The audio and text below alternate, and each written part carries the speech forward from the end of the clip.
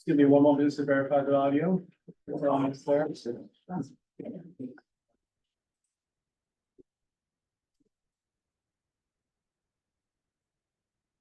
You good on audio? Turn it on the meeting, sorry. Takes one moment.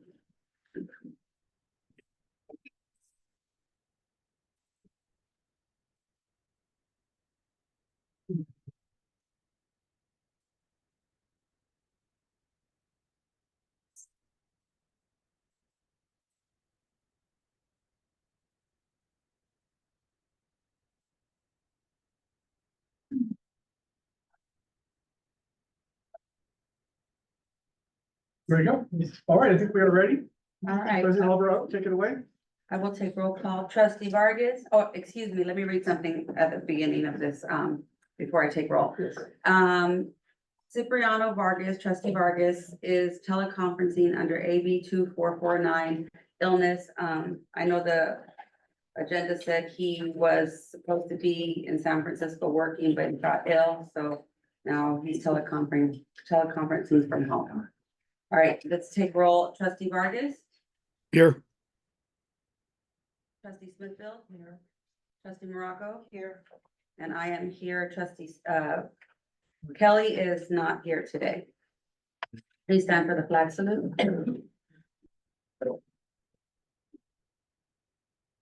Place your right hand over your heart. Ready to begin? I pledge allegiance to the flag of the United States of America and to the republic for which it stands, one nation, under God, indivisible, with liberty and justice for all. All right. On August 8th, in closed session, on August 8th, 2024, the board in closed session by unanimous vote by the following vote: 4 ayes, 0 nays, and 0 abstentions to approve. I'm sorry. Took action to approve the settlement agreement for the following employee: ID number 24-0808-1, a certificated employee. On August 8th, 2024, the board in closed session by unanimous vote by the following vote: ayes 4, nays 0, 0 abstentions, took action to approve the settlement agreement for case number 2324-8. All right, next on the agenda is approval of the agenda minus 17C and 17D that were pulled, that will come back in September. Oh. 17 what? 17C and 17D are being pulled. They will return in September. So I make a motion to approve the agenda minus 17C and 17D. Second. Moved by myself, seconded by trustee Morocco. Any further discussion? Questions? Seeing none, we'll take a roll call for approval of the agenda. Trustee Smithfield. Aye. Trustee Morocco. Aye. Trustee Vargas. Aye.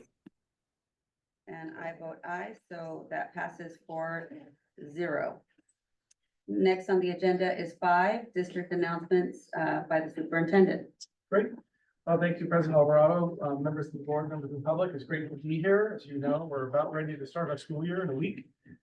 We have some really excited teachers and staff that have been busy working across the district in a variety of capacities. We're really excited to see everyone on site getting their classrooms ready. Tomorrow's the first official day for our teachers back on campus, and they'll be participating in some professional development. So we're really excited about that.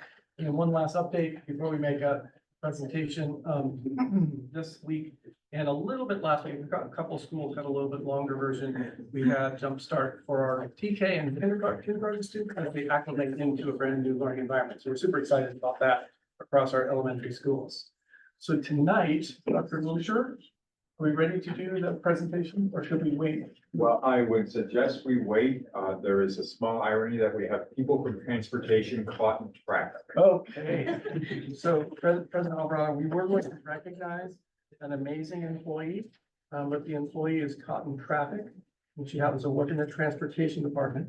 So if we could perhaps pause and add it at a later time, or Dr. Lucia, we could do it at the next meeting. What would work best? They are on the way. I'll check that. See how far over there. So then we have to rework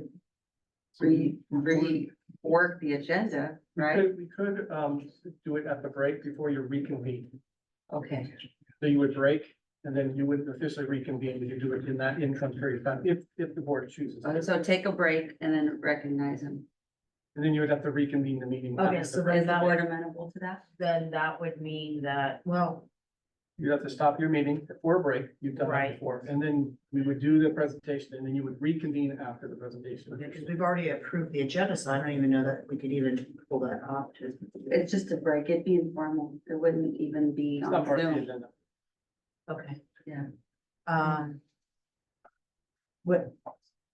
I don't know, I think I'm okay with that, what you say. I'm fine. Yeah, Trustee Vargas? Yep, fine with it. All right, we'll hand it back to you then. All right, traffic. Problematic. All right, next on the agenda is item 6, the public hearing.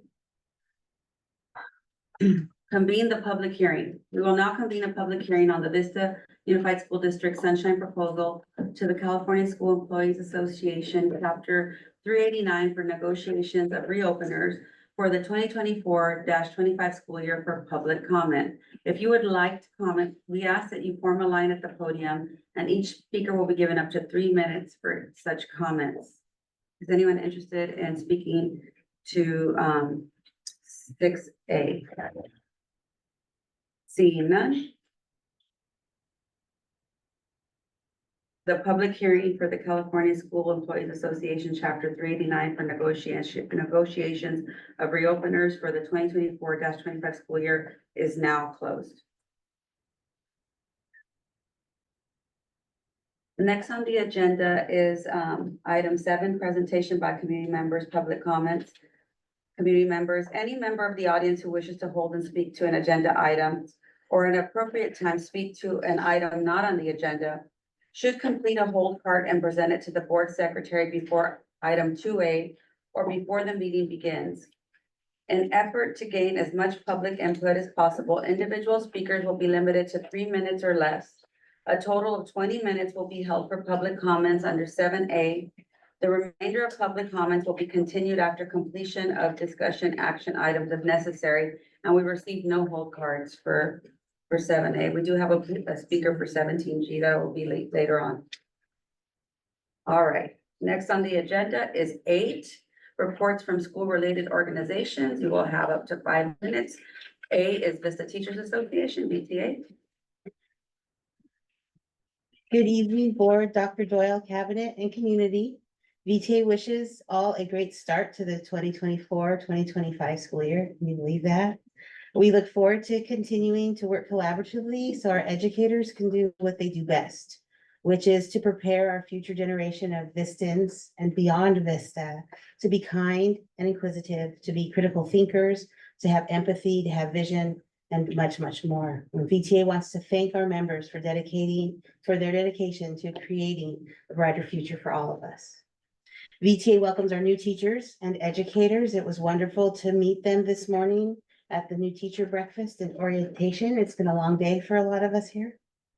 Tonight, in our VTA report, I would like to shine a spotlight on the people who were kind of behind the scenes from what you see up here. There are dedicated union stewards. First, I would like to thank our executive board for their dedication to our membership. They returned on August 1st for our first e-board meeting. So thank you, Megan Bishop, our vice president, Valerie Robinson, our secretary, Teresa Burris Woodward, our treasurer, and our at-large reps, Lance Perot, Victor Maritalia, Kay Peterson, Patricia Nazarene, and Thomas Simu. I'm practicing the names and I get nervous, sorry. Sim Unovic. And I want to thank our bargaining team, Andrea Miller-Fay, Lance Perot, Aaron Diaz, Yanni Carrillo, Jacob Silva, Eric Smith, and Kristen Childs. Thank you to all our site reps who support the members at their school sites, whether it be a contract question or just introducing themselves to a new teacher with a friendly face. introduce when they don't know anybody at their sites. And I want to thank all the members who serve on our committees, and I can't read the list of names because it would be too long. So I'll just name the committees. So thank you, Election Committee, Calendar, Insurance, Human Rights and Equity, Organizing, Communications, PAC, PAR, BITSA, and Grievance. These educators spend time beyond the campus day to serve as a resource for our certificated staff and are an important part of the culture of the USD. And the last thank you tonight is for Lisa Ingalls, our administrative assistant. I don't know how I could do this job without her. How anybody could do this job without her. She goes above and beyond for our educators every day. So VTA is excited to start their work with Rotary Club. Our first youth services meeting is on August 22nd. There's representatives from both from the district and from VTA on that committee. And our projects will include this year, but not limited to, the first grade reading project, the Camps Rotary Youth Leadership Awards, RILA, and that's for 11th graders, and Leadership Ethics Aspirations Determination, LEAD, for 8th graders. And that concludes VTA's August board report, and we wish a great start to everybody's school year. Thank you. Thank you. Next is 8B, California School Employees Association, SECA. Good evening, board members, superintendent, cabinet members, and the rest of the public. Tonight, I want to start off by highlighting VUSD's sunshine proposal to CSEA, proposing participating in the California State Disability Insurance Program. And I want to do that because it's not very often that CSEA hears that the board is proposing something that could benefit classified employees. And to clarify that, it's not the district proposing something to the board, but rather the board is saying, we see you, we think this could benefit you. So let's have a discussion about it. So I think it's worth noting that because it is important to us. So we see that. Thank you. Another topic we want to discuss or share with you is, as we prepared for the first day of class, classified employees will have professional development days. And I want to urge the board and the district to involve classified employees in the planning and making recommendations of the type of professional developments to provide specifically for classified employees. Who best than the people who are doing the job to make suggestions about what their needs are? And the reason I mention this is because we understand why the district could be hesitant to allow a classified employee to use or to go to a professional development training or session during the school year, especially if that employee works directly with students. We understand it impacts the day, working with students. So why not utilize the day that we come to work, but we're not working directly with students. This is the opportunity to take advantage of and have professional development that is very meaningful. So please start planning professional development days for classified employees the previous school year, so that we're not an afterthought, because we can sense when there hasn't been any planning and it's just put together last minute. So these are very important days to us. So we ask that you consider those days just as important as they are to us. Thank you. Thank you. Next on the agenda is 8C, the District English Learner Advisory Committee, DLAC. We'll have to report, they haven't met. Okay. All right, next on the agenda is board member reports, and I will begin for two reasons. Well, the main reason is I met with Captain Mel Vernon after the board approved the resolution to have land acknowledgements. And so I met with him and two other persons from the San Luis Band of Mission Indians, and he was very happy that we took this step, and we talked through the land acknowledgement, the shorter version, the abbreviated version, and so I would like to read it. It's very similar to Maricosta's. There are nuances to different bands of Indians, and so they have each tribal council decides, what is best for their band. So this is the abbreviated version that I have after conferring with 3 people from the Mission Band of San Luis Rey Indians. We acknowledge the Payom the people of the West, as the traditional land caretakers of the land on which Vista Unified School District was built and its surrounding traditional cultural landscapes. Today, the Payom are known as Luiseño and are made up of 7 bands: La Jolla, Palma, Pachanga, Rincon, San Luis Rey, and Saboba. We, Vista Unified School District, are mindful of the indigenous peoples in this place, and we pay our respects to the Luiseño, past, present, and future. We are grateful to have the opportunity to be a part of this community in Luiseño territory and to honor their history, culture, and perseverance of spirit. And so that's what we'll be reading.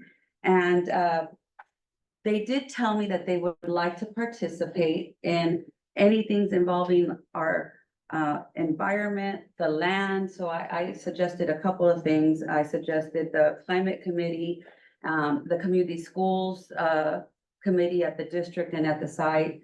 And he did, Captain Vernon did mention that one of their most sacred sites is Indian Rock, and it's adjacent to Beaubier. And so I suggested perhaps they become part of that community school committee, or anywhere else that they want to participate. They're welcome. Anyone from the band of Mission Ray, San Luis Rey Indians.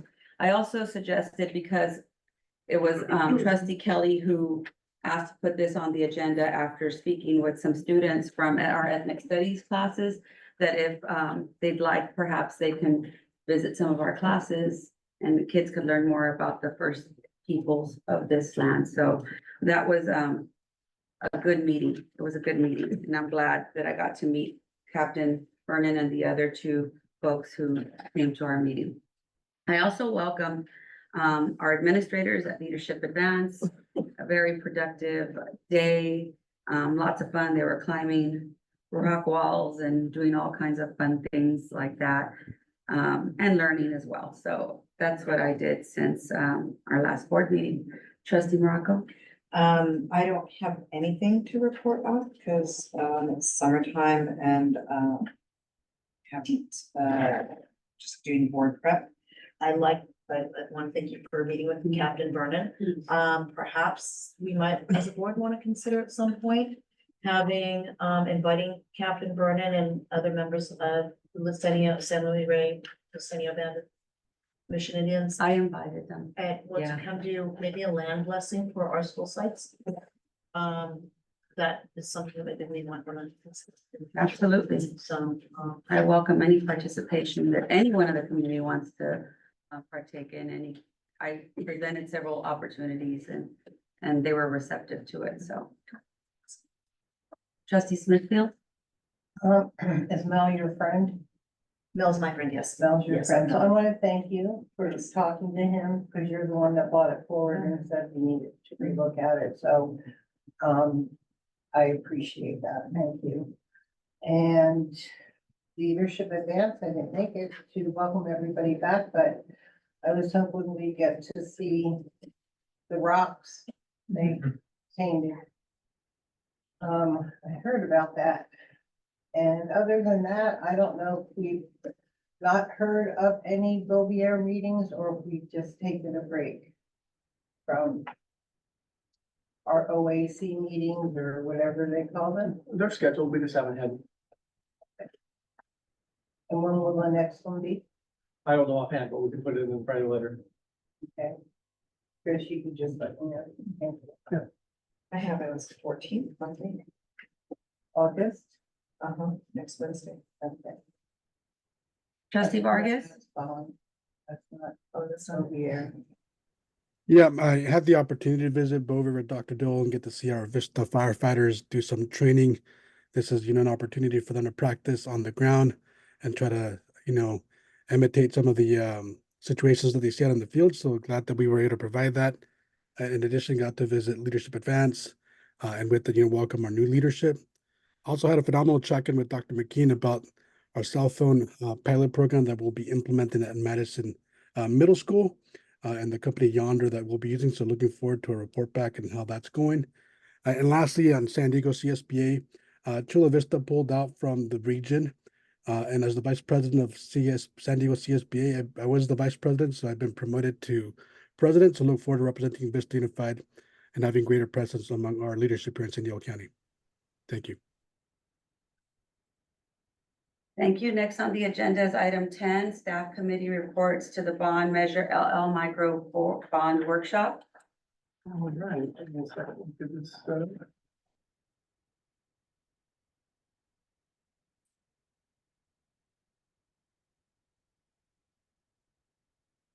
Okay, Dr. Lucia. Thank you.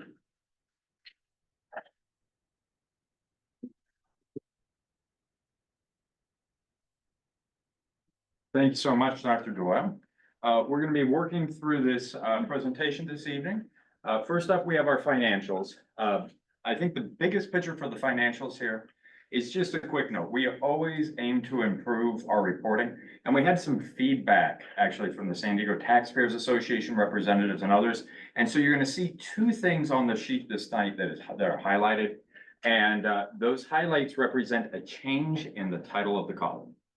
Previously, the column had been titled in a different way. It's now titled budgeted. And the reason why it's titled budgeted is that's actually the complete budget for those projects. Previously, it stated GMP and some other things. GMP is one component of the budget, not the full budget. But if you'll see here on this, we have all expenses as we expected through this cycle. There are no unknown expenses for this particular month, so we are on track at this time.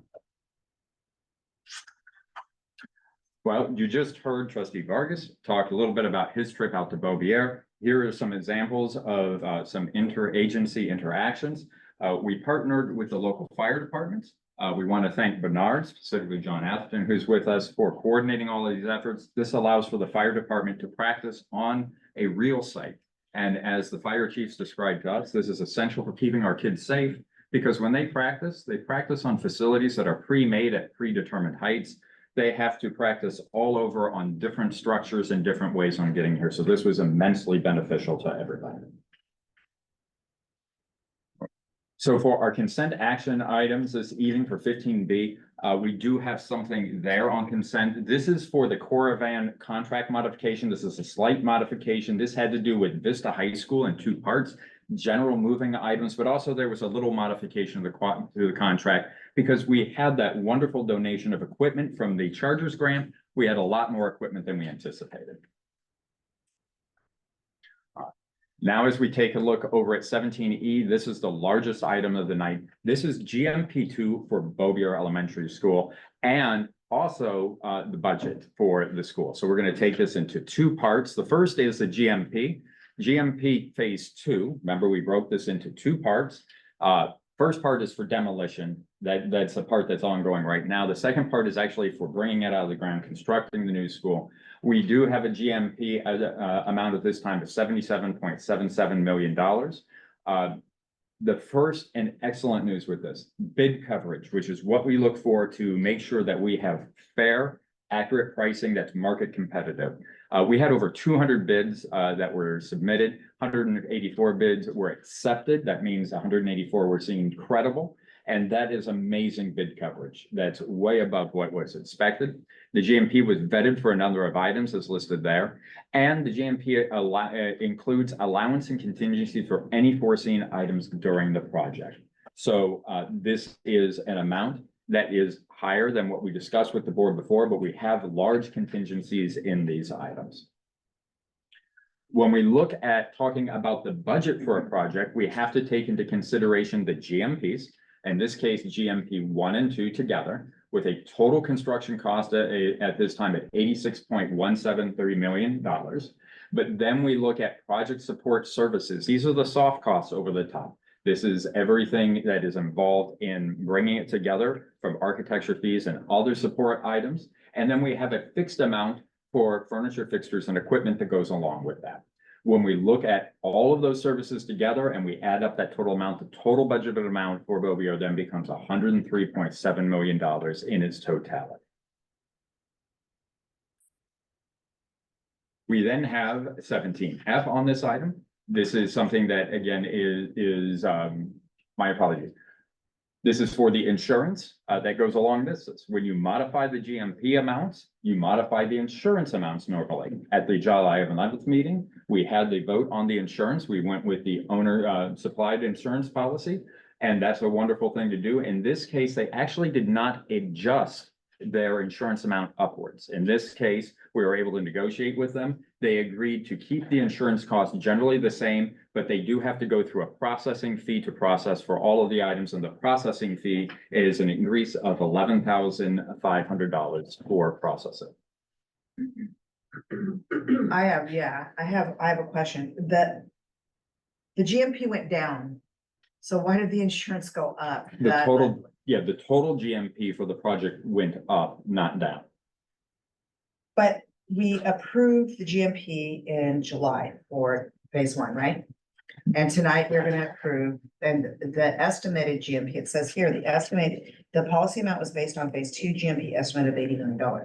But now the phase two GMP has gone down $2.5 million. So I still don't understand why we're paying more for insurance. Yeah. That doesn't make any sense to me whatsoever. Well, we can certainly look at pulling this item, but that is based upon the calculations that were presented to them. And the GMP did on their calculations go up on the total budgeted amount, which is what it was based on. And the total amount that it went up was approximately $450,000. That was negotiated down to $11,000. So what exactly went up then? Would the phase one went up, or I'm kind of confused at this, because, okay, I have July's here. So I'm a little confused at what went up, because we approved, the phase one that we approved was the GMP. That was the actual amount, that was the guaranteed maximum price in July. We approved that in July, correct? The 8.399. And the pre-construction services, I believe we already paid that. So this is just it's not really, I'm missing something. Are we getting additional coverage with that additional $11,000? Or is there are we getting additional coverage on something that wasn't there? I just don't understand why that's going up. Sure, I'd be happy to answer that. So I want to answer the last question you asked first, and then we can backtrack on that. The last question you asked is, did you get additional coverage? We did not. The answer to that before that is you did not approve GMP one at the last meeting. You approved GMP several months before that. Okay. Going back. So I just want to make sure we have the Okay. process in line with each of those items. And I would be happy to work with the insurance company to provide a more detailed account, but it's based upon the total construction costs, which are now 86 million, not 76 million, which is just GMP two. But I would be happy to bring back more details on that. 86 million. So if we I'm go trying back, to see where it went up. sure, when we go, Because we had was the wouldn't have been pre-construction services, because that was only 294,000. so if we go back Phase one slide. If we approved a GMP, that's supposed to be the guaranteed maximum price. If that guaranteed maximum price went up somewhere, then it's not a guaranteed maximum price. Well, we didn't change the guaranteed maximum price of the first GMP. The second GMP was always an estimate until you get to the GMP. Right, Now that we have the second GMP, you have 80.399 plus 77.773 million okay. But for a total of 86 million on, so we have the total construction costs on the screen now on slide 6. okay, that's fine with your math. Mhm. I'm trying to figure out where it went up to $450,000. Where did that go up? In phase one GMP or in the pre-construction services? Neither in the pre-construction is about the total construction cost altogether, because the insurance replaces the entire So, facility. Are you talking about the soft cost, the project support services, or the furniture fixtures? I'm trying to understand. You said it went up by, your point is $86 million. Right. Okay, the $86 million is the approved pre-construction services for 294,038. Okay, the approved phase one GMP with allowances and contingencies of 8.399364. And then this phase two that we're hopefully are gonna approve tonight. Sure. So to provide clarification, if you subtracted the 294 down, you're still sitting at well above what the OSIP was estimated at, which was a total construction cost of 80 million, not 85.9 million. So if you took 86.73 million and subtracted the 294,000, No, you're talking, the 80 million was the estimated phase two GMP. It says it right here. Estimate, the policy amount was based off phase two GMP estimate of $80 million. The actual amount was less than that. So I don't understand how the cost of the insurance policy goes up. I'd be happy to get back to you with more information. We can certainly pull it. Well, I don't want to approve it if I don't know why we're paying more. That doesn't make sense to me. So, I mean, that might be something that we want to discuss when the item 17. Absolutely. Is this time, Sensitive. sensitive? Insurance is always time sensitive, but to get more information on the insurance policy would take us probably about 5 days to get more information back. More details. And Yeah. let's see, when's our next meeting? The 12th. 12th of September. I know, September.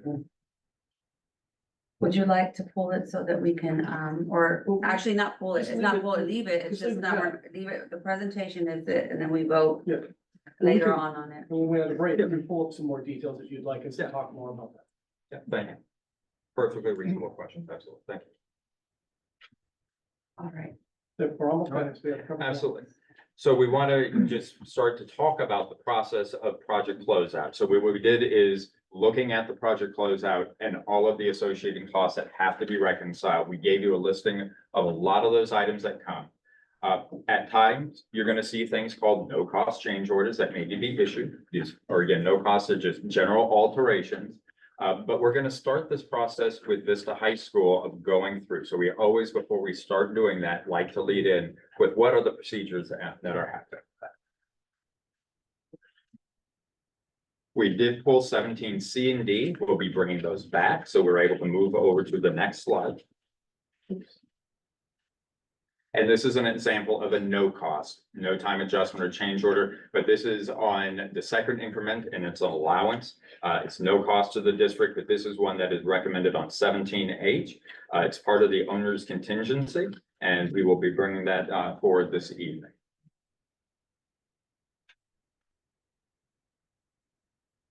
So already on board feedback, I have more information for the insurance policy, but with this time we have questions, answers, and we're open for lots of feedback. All right, we'll start with trustee Smithfield.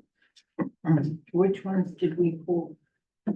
None have been pulled at this time. We're gonna vote on it later on, so we can postpone it to a certain date. Oh, I thought there was one that you said we weren't gonna vote. Oh, C and D of C and 17 D. were not approved to be part of this agenda. I They were. misunderstood your question. I'm so sorry. Okay, Items C and D are pulled, so we will not be voting on those tonight.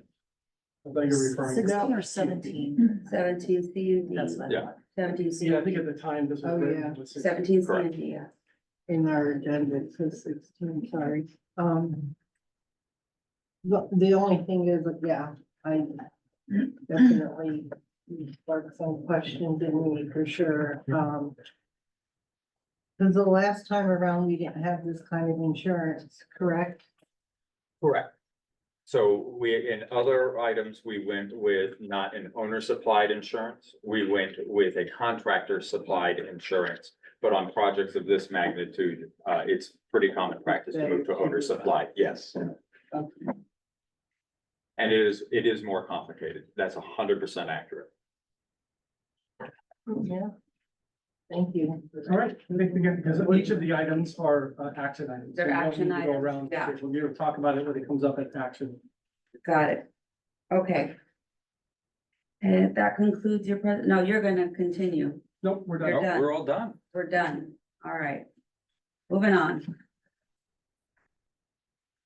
Next on the agenda is the consent calendar, item 11.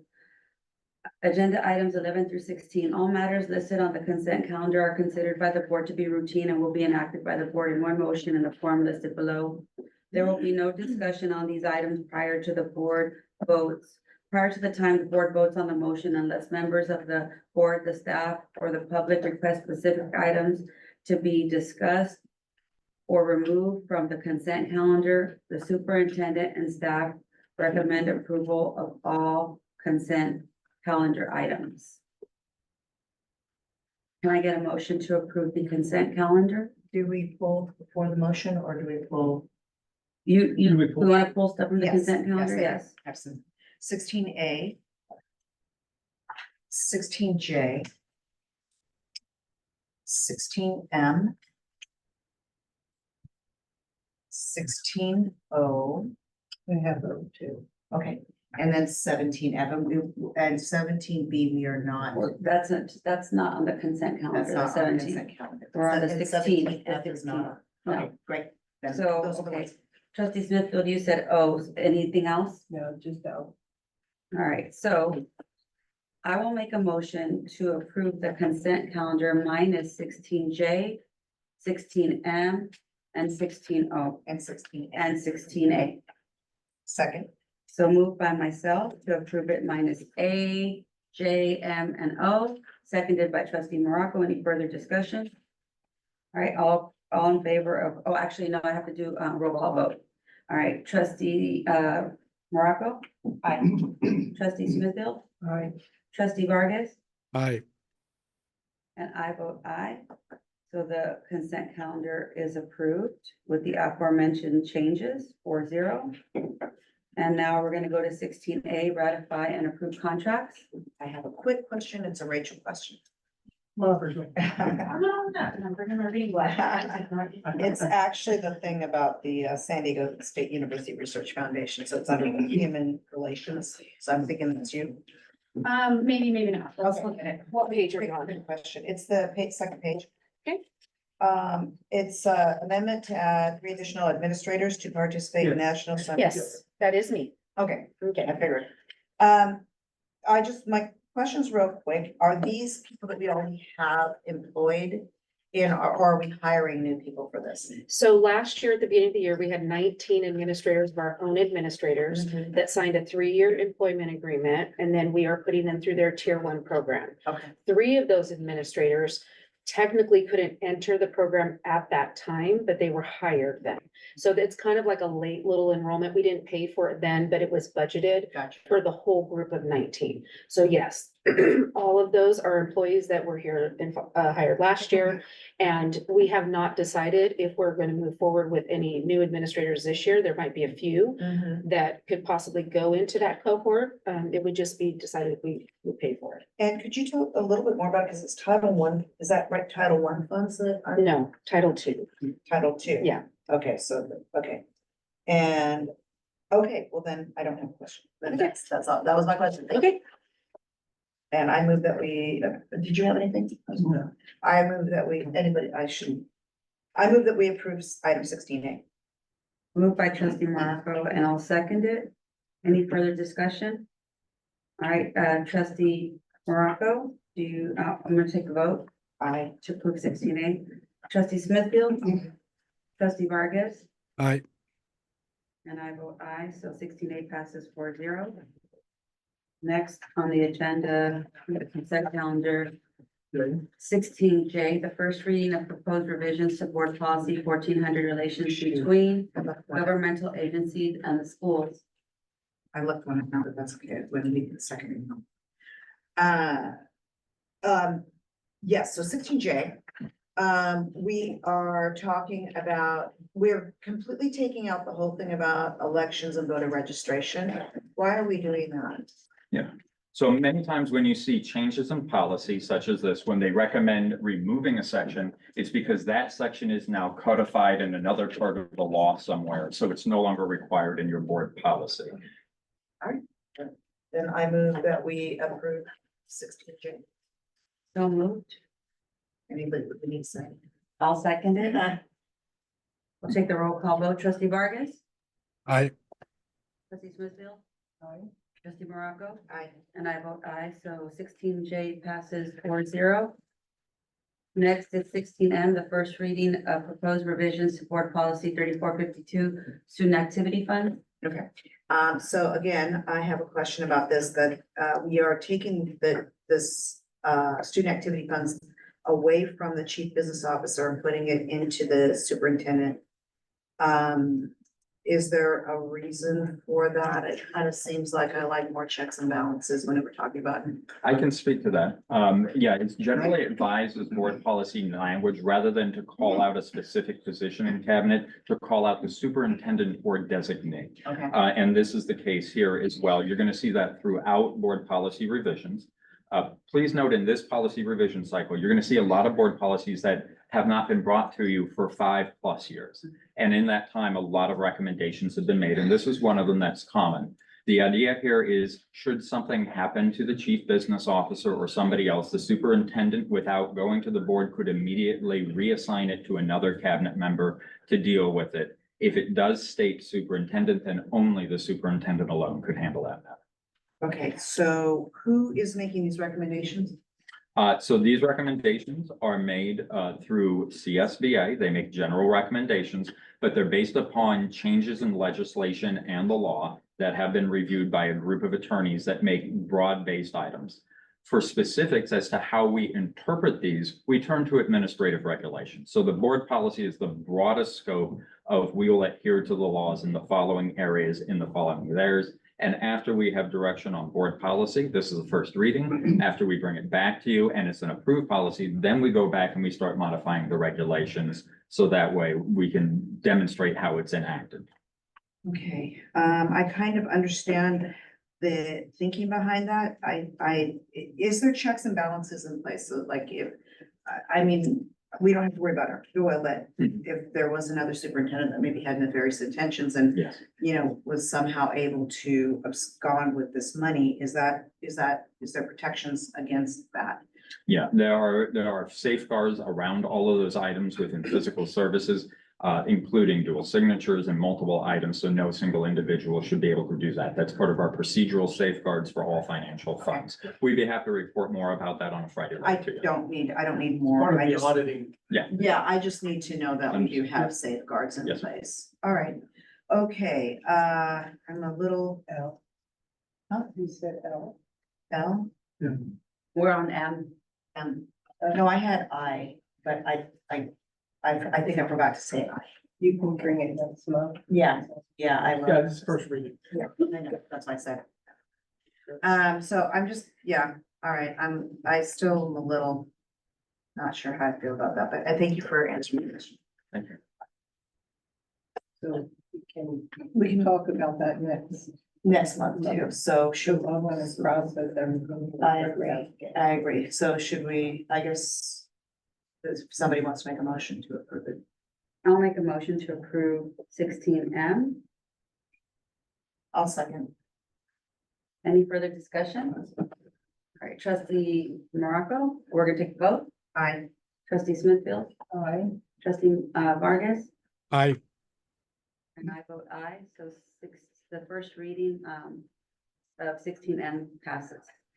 Next on the agenda is 16O, approved dual enrollment program memorandum of understanding between Vista Unified School District and Cal State University San Marcos. You want to go first?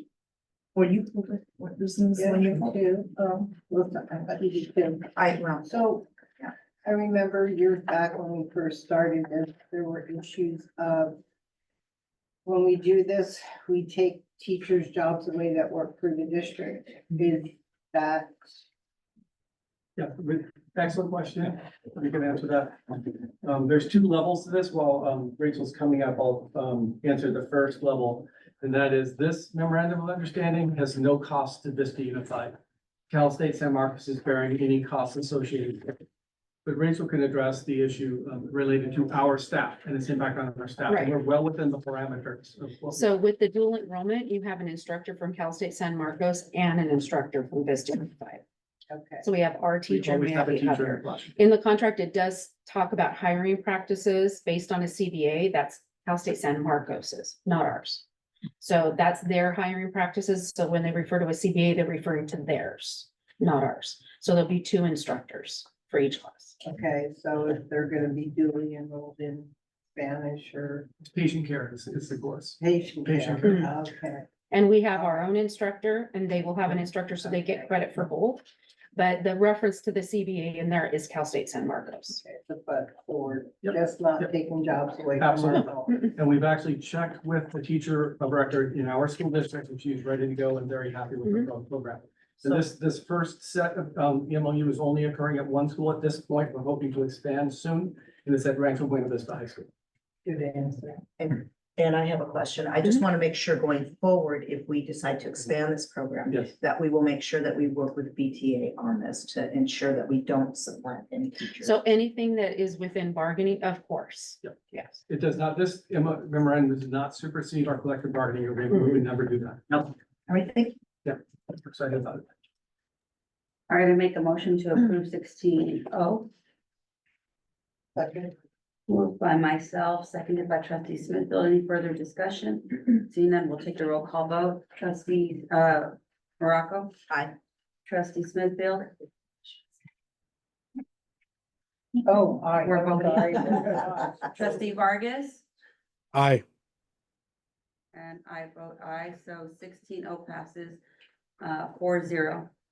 And next on the agenda is 17A, oh yeah, you know what, we're gonna recess, for 10, 15 minutes? Oh, 5 minutes. We'll recess for 10 minutes, 10 minutes, to recognize, our wonderful employee. All right, take a quick bathroom break real quick. Is that okay? Yeah, quick bathroom break, 5-minute bathroom And then we'll, break. it gives us a chance to get everyone ready. Brianna, I'll turn the video back on in a moment, in about 5 minutes. Okay, perfect. Thank you.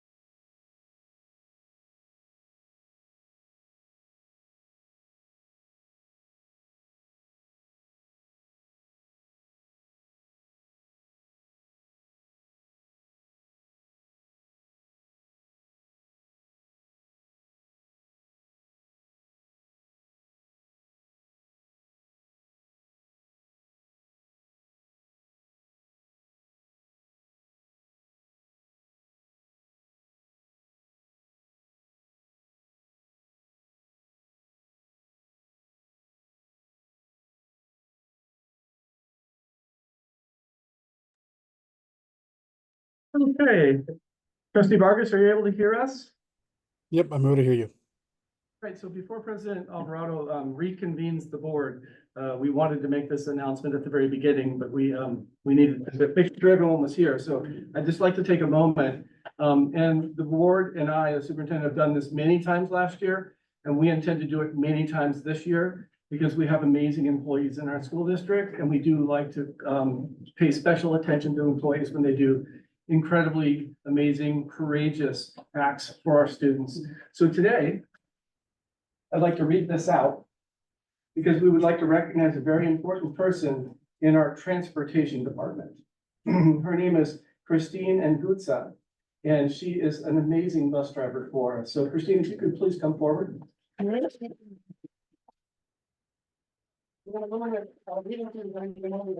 up so you can take a picture. But this is on behalf of all of us and the great work and dedication you have for our students. So this is called an official commendation by the Board of Trustees and the Superintendent. This certificate serves as a symbol of our deepest appreciation for the professionalism and courage demonstrated by Christine Ngutsa in response to a traffic emergency that resulted in maintaining student safety and security both during and after the event. Specifically, the professional skills and expertise that Ms. Ngutsa demonstrated while transporting students during the summer learning session created a safety cushion that kept students and the driver insulated from unpredictable traffic-related behaviors. That means the other person was at fault.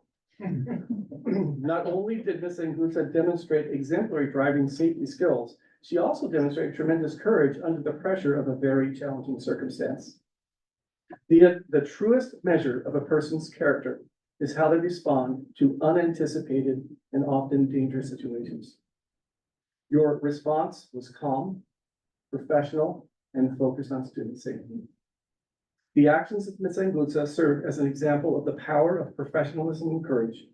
As such, in my official capacity and on behalf of the school board, I officially commend Ms. Ngutsa for your exemplary demonstration of professional transportation skills and conduct on this 8th day of August, 2024. Congratulations.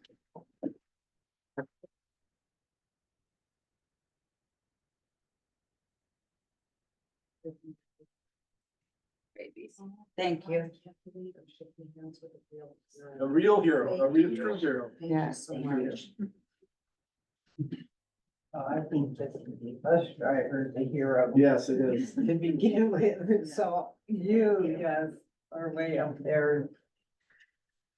All right, let's take a quick picture. Wait, why don't we look at one camera at a time? Let's start over here. You're first. And then here in the middle. Then Rachel, I need one for the website, so we come right here in the middle. Just don't want to stay. In other words, you have eyes everywhere. They're all good. No. 1, 2, 3. All right, just really quick, we always ask what our board members to make a statement. So we'll quickly go around with each board member about the great work you do, but not only you, but the transportation department in general. We'll start with the president. Well, just gratitude, and I'm so happy that our kids were in your hands. Because a traumatic event like a car accident, bus accident, it can take its toll on children. And your even-keeled decision-making abilities meant everything and really, I think, mitigated some of the trauma that our kids might have. So this took place near my house. And so, as a board member, of course, I am so grateful for what you did for our kids. As a parent, I'm grateful for protecting our babies. But as a homeowner in that area, I'm also grateful that this did not cause more tragedy within a few hundred yards of my house. So I'm so grateful to you. Thank you. Ms. Mitchell. I just think of every day of my career, I used to be like, bus drivers. You have a heart to begin with. I've had a horrible traumatic experience of being the first on a bus crash where it was not good. And so I thank you. affected things in a positive way, probably more than you ever know. And Christine, we have another board member visiting us in the virtual, so, trustee Vargas, are you able to hear us? I am, yes. Yeah, no, thank you for, the work you're doing, obviously this is a traumatic moment, but, with the, we were able to pull through and with the get communication of parents and ultimately keep our children safe. So thank you for your service to our district and to our community. So again, Christine, thank you so much for your leadership.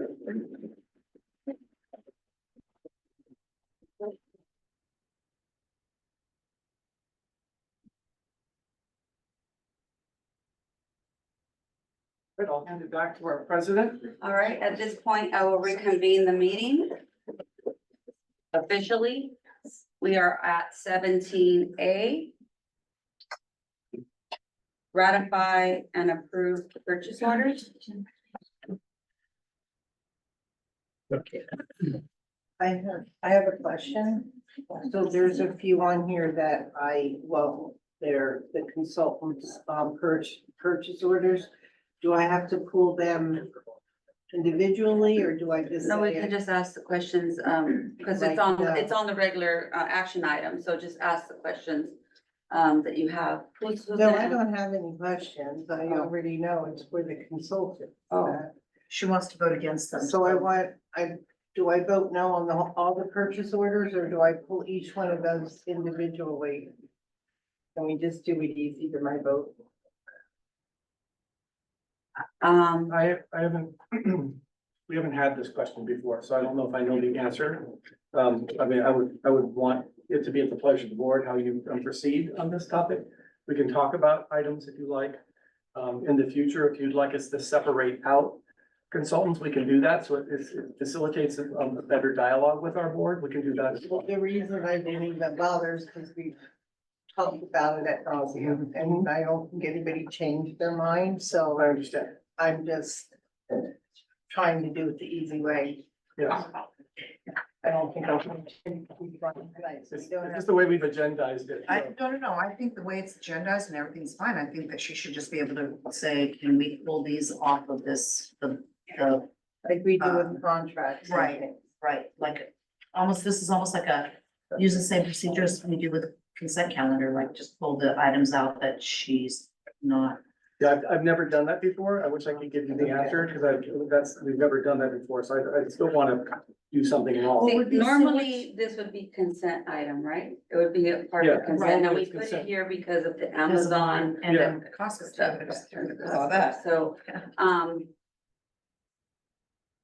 So I think that, because I think it's a matter of wording the motion. So my suggestion would be that trustee Smithfield say, I move to approve item, what is this item, 17A, with excluding out what she wants to exclude out. And then we can vote on it. I can abstain and you guys can vote on it. And then those items that she pulled get voted on either individually or as a next, bulk. or in a future month. Well, no, I think, don't they have to be paid this month? Not necessarily, it depends. I mean, there's a lot of items on here, so I would have to know. No, which ones I'm they just are. saying that if we did it that way, it could then get voted. That's what I think. That would be Okay. my suggestion. so I think you would make a motion for how you want to approve it, Smithfield, minus the items you don't want. And then the motion's on the floor. Well, it needs a second, but yes. You would have to second because I'm abstaining. Somebody or So Cipriano. that's what I'm trying. And then there's a PO number, so you could theoretically say that. You would just say PO numbers and I would write those down.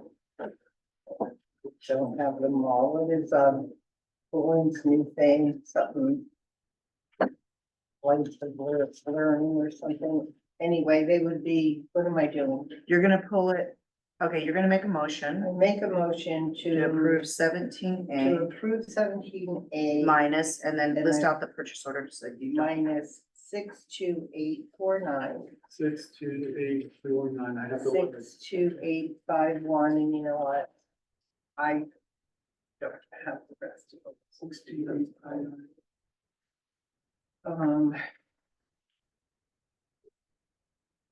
Yeah, see, I don't have them all pulled, and there was another one that was Fulton's for 189,000. Was 63056 Reynolds Consulting Group, was that one? Yeah. The ones that, they're working directly with the kids, no, I wasn't pulling out, so we can just do those. I'm trying to find 62849. I bet 62841. You want me to call them out? Yeah, which page is it? Yeah, I can call them out. as Many you call pages here, so.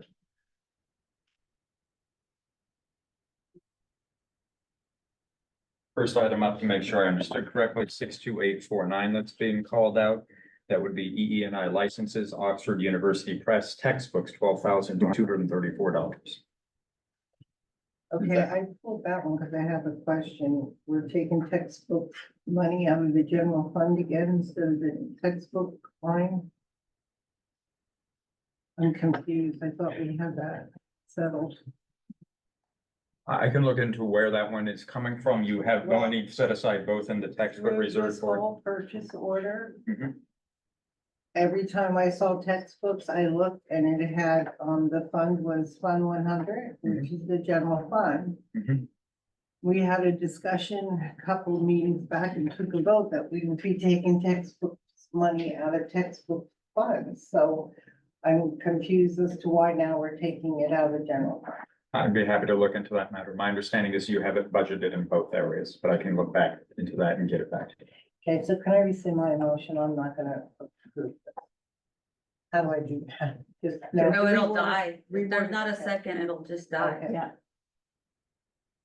Okay, so formally, is there a second? Seeing none, the motion dies. Okay, so I make a motion to apply, to approve 17A, Second, moved by myself, seconded by trustee Vargas. Any further discussion? Seeing none, we'll take a roll call vote. I vote aye. Trustee Smithfield, No, trustee Vargas.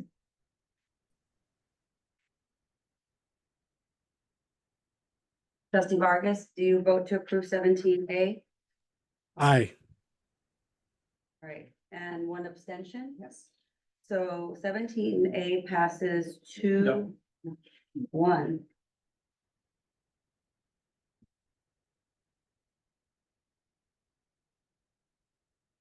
Majority, Yeah, right.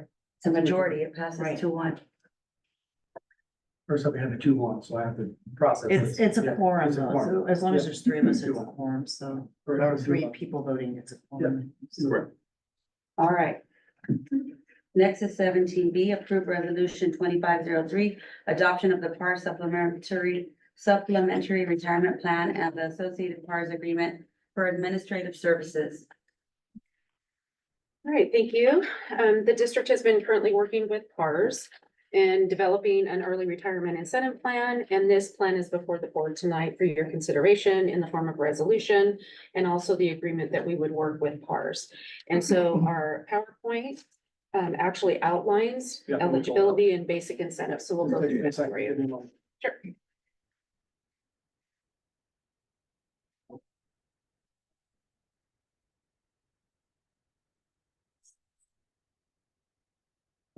Okay, we'll go ahead and go to the next slide. So the basic incentive under the plan is that an employee would receive 70% of their final pay. That doesn't include overtime, extra work, but it does include any masters or doctoral stipend for certificated and all of the basic salary, contract salary as outlined in our CBAs and the salary schedules. It also works for our hourly employees, same way, it's 70% of your actual regular salary. And if there were any salary increases during the year, those salaries would be adjusted as far as the payout. And the payouts go in a selected monthly pay plan. There's no one-time fund.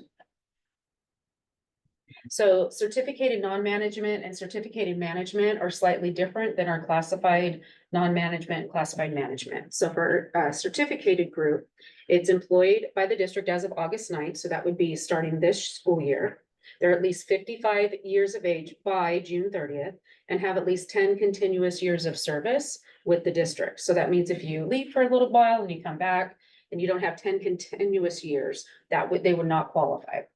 at least an FTE of 0.5 or greater. And then they have to resign before June 30th, and then they have to retire as of July 1.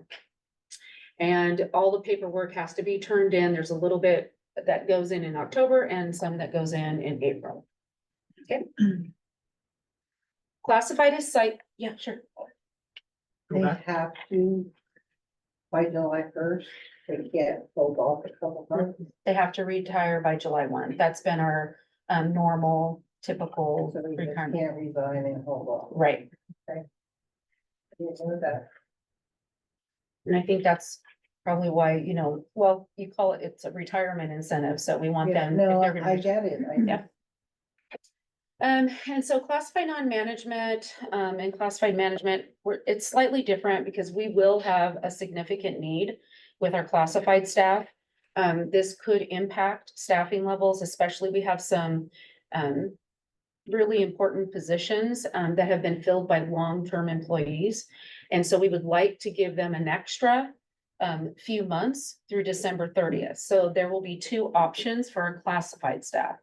They can retire, resign and retire as of June 30th and July 1, or they can retire as of December 31st and January 1. So this will allow some of our staff that it does not impact sites. It could be people at the district, it could be people at the sites that are not directly instructing students.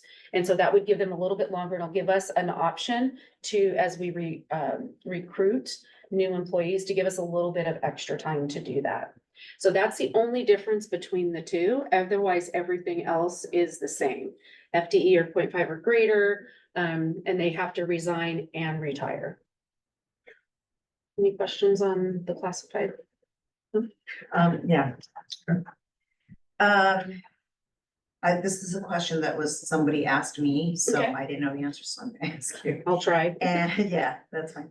Do we know when will CalPERS do a group orientation meeting for classified employees? We have all of those dates. They're all set.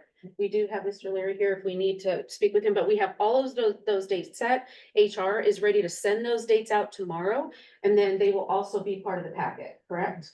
And so the packet will be going out the 9th through the 12th, most Yep. likely the beginning of next week from PARS. But we have a newsletter ready to go out tomorrow that already has all of those dates set. We have the timeline on the slide too. Right. And, Well, the dates aren't completely on there yet. and are you done with the presentation? Because when you're done with the We have A presentation. little bit more. Yeah, Just- then I have just like a general question that Sure. somebody else asked me, so. Sure, no, that's good. So this is just some additional information that's important to consider. If the level of participation doesn't reach a certain point, and it doesn't mean there's a specific number, it just means if the savings isn't what the board feels can be reached in order to, you know, make this worth our time, you could go ahead and not approve it at the November 8th board meeting. So that's part of our timeline. So we'll be able to gather all of those that are interested, receive all of the paperwork, and then you can make a decision based on the number of employees that participate in the SERP. And the anticipated annual savings based on a projection, which isn't everybody, it is 30 or 60. Sorry, that's one thing I didn't bring with me. He'll look that up. So there is a projection for both classified and certificated. If that percentage of about 240 people for each retires, that would be our anticipated annual savings. If it's higher than that, then the savings could be higher. So, I think it's 60. It's about 26%, what we're projecting. Is it? Could you come up to the microphone, sir? We have someone teleconferencing. Thank you. We don't want to have made. Good Mr. evening. Larry Good here for evening. nothing. So, total across all the groups, it's about 26%, is what we projected, for all the employee groups. It's different for all subgroups. So most of them are about 25% or 30%, depending on the classifications. Oh, yeah, okay, couple things, let me ask the question that was asked of me, Sure. that I didn't know the answer, and then I have a question. Just a procedural question. Okay, are these superintendents and assistant superintendents attendance. So that's our next bulleted item. Oh, there you go. The superintendent, assistant superintendents are not eligible for the Right, cert. and why is that? Well, the superintendent's illegal. You couldn't do it with the superintendent. That's the state of California. Right. And the assistant superintendent is this, we just didn't include it in the Okay. process. Okay, and then procedurally, you said about, so we're gonna vote on this to proceed with it. Yeah. But then if we don't get what we're looking for, we can rescind it. Let's go to the timeline really Yeah, quick okay. and I'll review that. So today you will adopt or not adopt the resolution and the agreement with PARS to proceed. And that means all of the eligible employees will get their packets from PARS. HR will start, providing information to employees at the same time. August 12th, that's when the packets will go out. Late August, early September, there'll be group orientation meetings, although it says a general date there, we have those dates now, so we have that set. We have also coordinated with PERS for classified employees. We have those dates set. STRS will not make group appointments, but we have that ready to go, so we know the timeline for individual appointments. So we're letting the certificate know they've got to make those appointments ASAP. And so then by October 15th, the window closes. We have a better idea how many people are participating, whether your projections are right, or it could be more. But if it is less, and that's where the board would consider the actual anticipated savings. And then November 7th, that's when we bring the final approval for the CERP. Right now, you're approving to allow us to move forward and start that paperwork. And Anything you missed? correct me if I'm wrong, but the historical perspective on this, because we've done this a number of times and you've been with us since early 2000s. Right. When we have gone forward with it, we've met the numbers. Is that accurate? That's correct. You've done it every time. You've met your goals every We've time. met our goals. I just wanted to do that some historical perspective. And waiting there, jumping it. yes. Well, that's Oh, the yeah. feedback So I that is got, why too. I kind of smile when I say, we'll see if your projection is. Yeah, yes. Might be a little higher. but Yeah. we'll see. So that's the timeline. Any other questions? Let's start with trustee Vargas. Questions on the resolution to approve 2503. No questions on my end. Trustee Smithfield, Good. trustee Morocco, I had all my questions answered. and I don't have any questions, so we'll take a roll call vote. Well, we need a motion. Yes, we do. I move that we approve item 17C, B. So moved. I'll second. I'll second it. So moved by trustee Morocco, seconded by myself. Any further discussion? Seeing none, we'll take the roll call vote. Trustee Morocco, Aye. trustee Smithfield, Aye. trustee Vargas, I and I vote aye. So 17B is approved 4-0. Thank you. Thank you. Thank you. All right, so we pulled 17C and 17D. They will come back in September. It's just some wording that we want to make some final fine tuning on. So next on the agenda is 17E, approved Bobier Elementary School Reconstruction Project Phase 2, guaranteed maximum price and budget from Measure LL. Okay. This is probably. Hi, Sean. Hi, good to see you again. Absolutely. This goes back to our earlier presentation. We're here to answer any possible specific questions that you might have. We do have members from the team here for any of those items. If we pull up the slide that breaks down here, and Can you make it larger? Okay. we just provided in here sort of the big bucket items for you to be able to see rather than breaking them down line item by line item. You do have a copy of the full GMP, as you can see, it's quite extensive. But in terms of looking at it, we have the pre-construction cost services involved with GMP 1, GMP 2.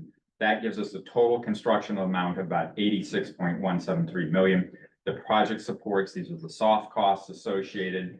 And then we have the FF&E, furniture fixtures, the items that go in the building to complete the building for a total budgeted amount when we look at this of being 103 million. But specifically, your vote this evening would approve two items. The second GMP, which is required before we can provide all of this information, and the budgeted amount associated with this. Dr. Loshi, if you just take a minute, just so that there's clarity around it, that this 103 million and some of the contingencies that we've set aside, because they're different than the other ones. They're a little bit bigger. So take a moment just to explain that, because I think it's important for the board and the public to know that. Well, thank you very much, Dr. Doyle. This is a topic that we've engaged in both at the committee level for almost 2 years on this project, but also here at the board in dialogues and discussions about projects and what we find here in Vista. And oftentimes what we find here is that the standard amount that you might use, 2, 3, 4% for contingencies, things for it that you just don't know about when you get in. It's not really possible to know. We actually do a much larger amount. It's one of the reasons why you see that this amount is going up. When you talk about contingency fees on this project, there's a set aside of nearly $10 million that's set aside for unforeseen items. So if I look up above and I look at that $86 million amount, we have in there about 9.5 in contingencies plus some additional items in case we need some modifications during the project. That would immediately drop it back down to that $76 million mark that we've been talking about as we went through this project. But what we have recommended to the board, and we've taken your feedback upon these considerations, both at the committee level and here in full board level, is that it's better to have prudent planning on these projects where we just don't know what we're going to find. And that way we can continue a project and we don't have to stop and come back to the board and risk any delays. That's particularly important for Beaubier because we have a targeted timeline that we want to open the school. So we don't want any delays. This will allow for us to burn through anything that happens. It's called the burn rate. And if we see that we're exceeding the amount, we would be able to come and talk with you well before we reach it. But that's where the amounts come from. And again, just for the record, we've had this conversation as well. This is a critical project in the sense that our goal is to open it before the beginning of the school year, 2 years out. And if it goes beyond that, it creates a lot of complexity for teachers, staff, students, and everyone else. So it would open 2026, Yeah, August of 2 years. 2026. All right, let's start with questions on this. Trustee Morocco, questions on, Can you come back to me? Because Yes. I'm actually, Sean, I am adding these numbers up and I'm getting a different number. So let me re-add these. Trustee Smithfield, questions? Trustee Vargas?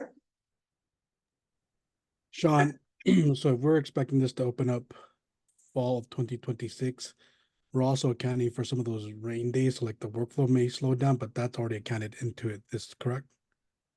That's correct. They build that into the timeline budget. Now, there are things we can't build in to our project schedule for many unforeseens that may occur. But we do have a variety of items in here that account for rain delays and other items that might be involved. And it does take into account the types of rainy seasons that we now expect versus what we previously had expected. My second question is, phase one, we didn't need DSA approval, but for phase two, we will need DSA approval. So, is this, action moving that forward, or can you move with DSA without this action being voted on tonight? So the trustee is correct. We split this into GMP 1 and GMP 2 because we had not received DSA approval yet. It was pending before. And DSA approval specifically, as what the trustee has recommended, is required for building. It's not required for doing demolition. So we split these into 2 separate GMPs. We do have DSA approval for the construction at this time. So this action does not vote for anything moving forward to DSA. DSA has already approved this project. This simply moves it forward so that way the contractor can begin the process of issuing the actual contracts and begin that ramp up towards construction as we conclude demolition. Perfect. Now, I just wanted to follow up on Trustee Vargas's question about the timeline. The actual posting of the GMP that's on the agenda for tonight actually does have the timeline included. Yes, Very detailed element of the timeline. yes, sir. Thank you. All right, and I don't have any questions, so back to Trustee Morocco. Yeah, I've added it up twice and there's a 294. Okay, I see. So this, the total construction cost does not include that approved pre-construction services. Yeah. Got it. Okay. And another clarification, Ms. Morocco, that's why I brought this up, is actually what you're approving tonight is this document. Correct. And not the Not the insurance. slide. not the No, slide. I got it. No, I understand that. Yeah. But it was just like, it struck me, I was Yeah. like, I was accepting your numbers and I hadn't actually added them up myself. Now I understand that, where that number's coming from, but okay, No problem. we're good. I'm good. Thank you. All right, I make a motion to approve 17E, Second. moved by myself, seconded by trustee Morocco. Any further discussion on 17E? Seeing none, we'll take the roll call vote. Trustee Morocco, Aye. trustee Smithfield, Aye. trustee Vargas, I, and I vote aye. 17E is approved 4-0. So 17F is next on the agenda, and before we decide what to do with it, the possibility of postponing it to a certain time, talk to me about time sensitivity, or what would happen, worst case scenario, if we don't have insurance as this project is being worked on. So thank you for time sensitivity. We always want insurance in place before we move forward with these items. So there is a time sensitivity. We are not starting construction right now. We are on these items. I was able to reach out in the brief break we had and be able to give some clarification. So for this items, which I hope will be able to clarify the amounts involved. So you're gonna clarify it now? Yes, ma'am. Okay, go I'm ahead. gonna attempt to, yes. All right, So we're officially on item F, correct? we Yes. are on F, All yes, right. sir. Thank you very much. And I have it pulled up as well. Oh, thank you very much. So I want to thank the trustee for bringing this up, because I think what we have is a few discrepancies. The first is, I did go ahead and pull up, I know we don't have it on this meeting agenda. I went ahead and read through the previous meeting agenda and the previous presentation. And it stated that the OSIP, or the owner supplied insurance policy, the proposal, and I'm quoting now, the proposal is based on $80 million, including hard and soft costs, and is subject to change upon approval of phase 2 GMP in August, as total hard and soft costs may exceed 80 million. So it's not stating that the GMP 2 is 80 million. It's stating that the OSIP general amount that they estimated was based upon a total amount of 80 million. Okay. The negotiation that just occurred is the total amount, when budgeted, goes up substantially, but they're not asking for more money, but they have to go through a processing, because the GMPs are different. They have to go through a processing fee and a process, and that's the money that they're asking for, not an increase of the total. So, okay, so then the numbers that we're looking at, I've got the deck here. So we're looking at the $77 million. I'm gonna pull up my calculator. 77. 3,949 plus. And then the soft costs, hard and soft, or just the soft? Well, I want to answer the question to make sure I get it right. Are you asking what was the OSIP based on? The estimate based on, yeah. or the estimate said the proposal is based on 80 million, including hard and soft Okay, costs? so let's find out, because then that. I see, okay, so then that's where it comes up, because then Yeah. it's 16 million on top of the 77. Yes, Okay. yes, ma'am. All right, And- so it was in the, okay, And they don't want to charge us for that additional amount. What they want to do I is gotcha. recoup the processing that they'll have to do in order to account for those matters. it's a lot of processing Yes, for ma'am. 1 month, but, I guess, okay, so thank you for the clarification, now I understand. Thank you for the trustee's question. We appreciate that. All right, any further questions before we either make a motion or don't make a motion or postpone it to a certain date? Trustee Vargas, any questions on this?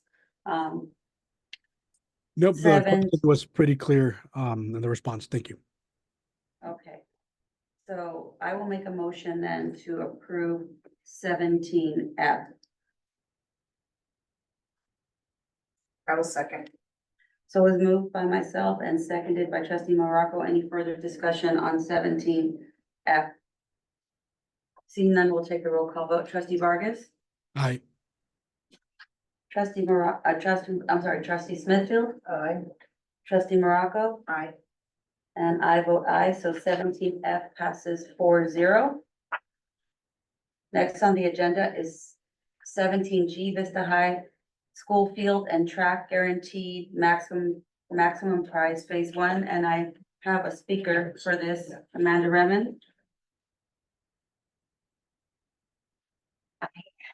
Good evening. Good evening, Board Superintendent. My name is Amanda Remen. I'm a very involved parent here in the district. And I have many parents that reached out to me about this on here. With what's presented, you're going to be given 3 options. A good amount of our parents have felt frustration the last few months because of the decisions with this and being told we were going to have this done in summer to take advantage of that summer time so that it does not affect graduation for some of our students. And now with this coming all the way to August and being decided, we are concerned that with option 1, that 7 months, if anything goes awry, which as we've seen with many projects in the district, that things come up and it makes the process longer. We are concerned that it will affect graduation for some of our students. And especially personally for my student, he is a senior this year, and the last 4 years have been very challenging at Vista High when it comes to just different things coming up, but we have stuck with Vista High. We are happy with Vista High. But we are concerned that going with option 1, that this will affect graduation. It is affecting sports, which another thing that has come up is that a good amount of our students walk home from Vista High after practices and walk home because they are so close to school. And we have been told that buses will not be taking kids home from wherever they go to do practice, which sounds like Vista Magnet Middle School. And some of our families are concerned that they're not sure if they are going to have ways of getting their kids home if they're not taken back to Vista High. There's a lot of ifs, whats, we're getting lots of different information and a lot of it does not sound consistent. I implore you to please go with the values of respect, collaboration, kindness. Ask our athletic directors to be part of the process of planning this, as well as some of our APs that oversee our athletics, because they seem like they're in the dark and they want to know too. And the information getting passed to parents is causing a lot of stress, anxiety, and I really don't want our students to be the ones that are to pay for that. So I do ask that you choose either option 2 or option 3 and look at finding ways of collaborating with our sites, both Vista High and RBB, because RBB has to go through the same process. And I'm hoping that it'll be a smoother one than what we have been going through at Vista High. Thank you. Thank you. All right, so we have Dr. Loescher again. Welcome again. Thank you. All right. Thank you very much. We have a brief presentation for you because we do have options to present to the board. If we go a little bit further back, this has been a project that has been under review and queued for a very long time. The compelling issues were student safety, ADA access, American with Disability Act, regulations including CIF, the erosion, the drainage, the age of the facility, the design factors. Programmatically, things have changed on the field. There are a lot of compelling reasons to do this. For a timeline, the original project timeline was 2002, right as I had arrived, they were looking at, but at that time, DSA changed all regulations and guidance on this, and it now falls within their regulations and guidance. So the revised, the design and scope needed to be revised based upon many of these items.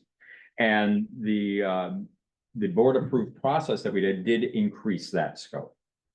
Now, the bid results, as we go into the next slide, tell a different story than what we told you with Beaubier. In Beaubier, we told you we had excellent bid coverage. Beaubier is a very large project, and with excellent bid coverage, we saw a market competitiveness. However, on this particular project, we saw the reverse.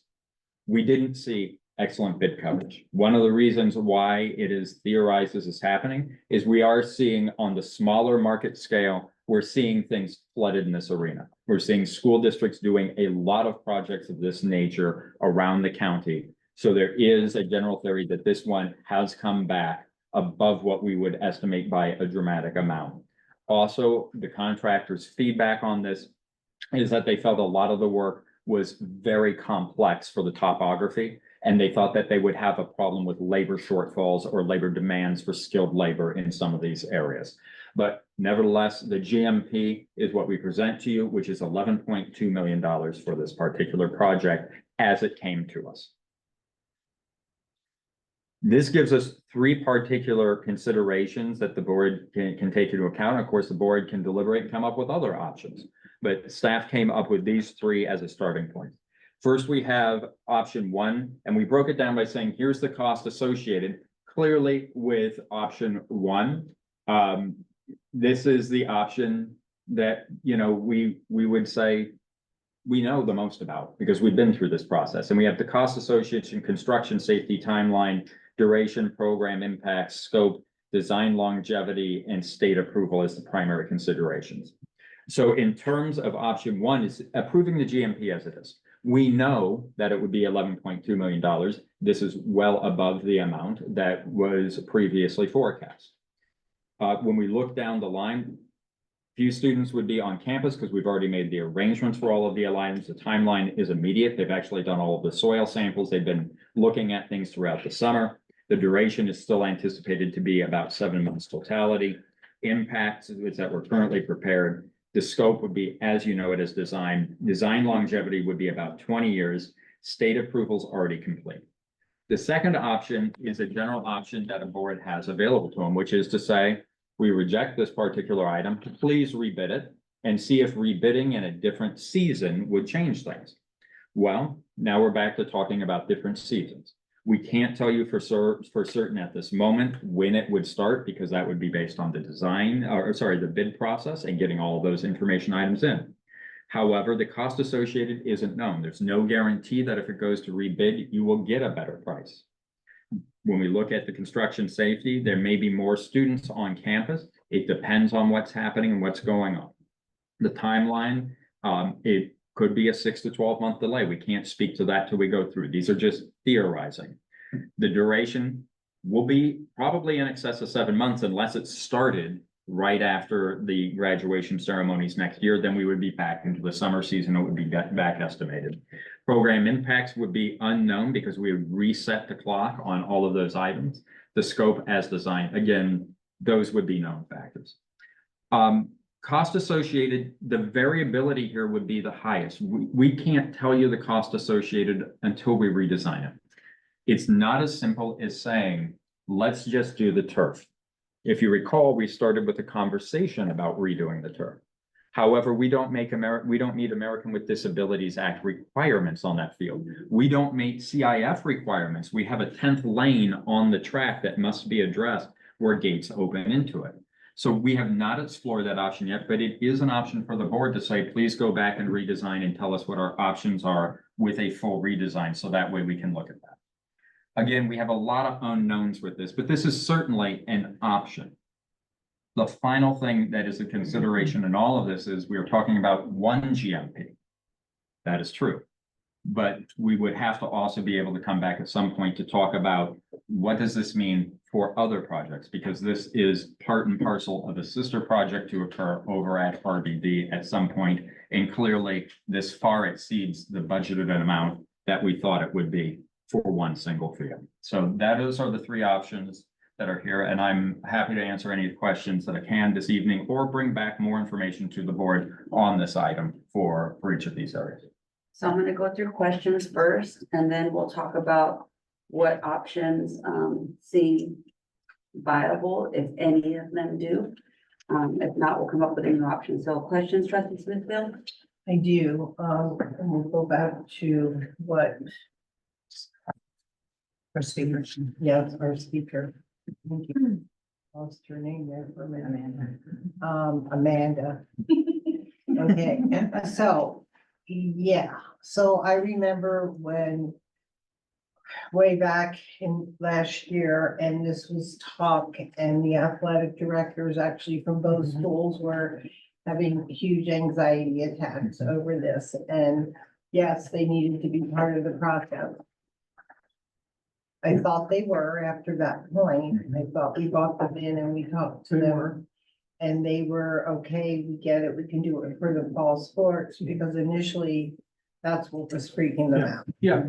You want John to walk through that, or because we actually did follow up on that. Do you want to hear that or no? Go ahead.